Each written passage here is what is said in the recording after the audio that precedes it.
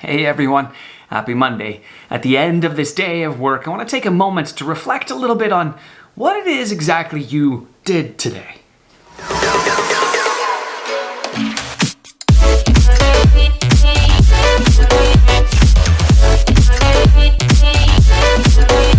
Now, if you feel like you didn't get much accomplished today, don't worry, I'm not going to call you out and talk about that. What I'm going to talk about is the ways in which we engage with our world and what it is we're actually doing as we're working.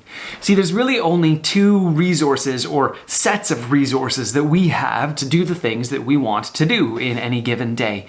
Those are the natural resources that have been placed in this particular world, and our own intellectual resources with which we take these natural resources and do something with them.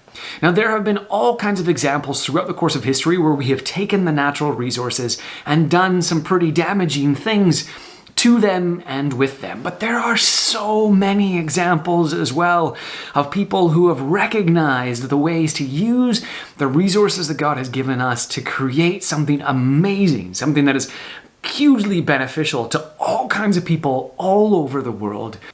And that is how we fulfill the original task that God gave to us. And this is one of those places where faith can make such a difference in our work, in the ways that we engage with the world. Now, I use the term work loosely to mean all of the things that we expend our energy on over the course of a day. And that could be all kinds of things. It's things we get paid for, things we don't get paid for, ways in which we build relationships with family or friends or other kinds of things. This is all work or energy that's expended, and we do so in a way that harnesses what has already been given to us and hopefully makes the world better. See, God has gifted you with specific talents, abilities, a specific intellectual capability to do various kinds of things. And this may be academic, it might be kind of school smarts, and it might be the ways in which our world rewards those who are smart or intellectual. It may be street smarts, or it may be the ability to actually do and engage with things and just make things work.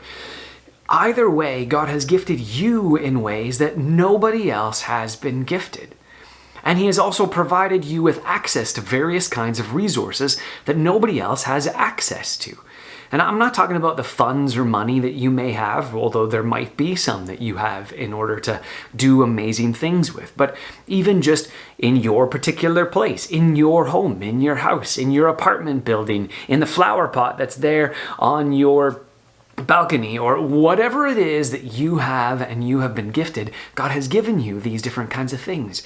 And we have the opportunity then to bring meaning to whatever it is that we do and to say, this is what God called me to do, to take whatever it is that I have been given, to make it a little bit better by using the gifts God has provided me, and then to bring it back and to give it to the world.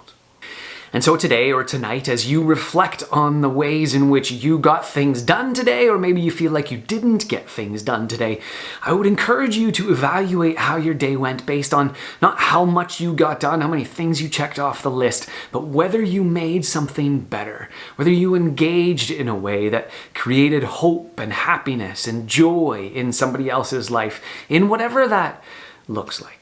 And I'd encourage you then, as you pursue your work in the rest of this week, to work towards the same things. How can you make things better this week? And as usual, if this has been useful for you, I'd encourage you to share it with somebody else who might need a little dose of hope this week, to let them know that their work is not in vain, and doing the littlest thing to make something better is worth so much in our world.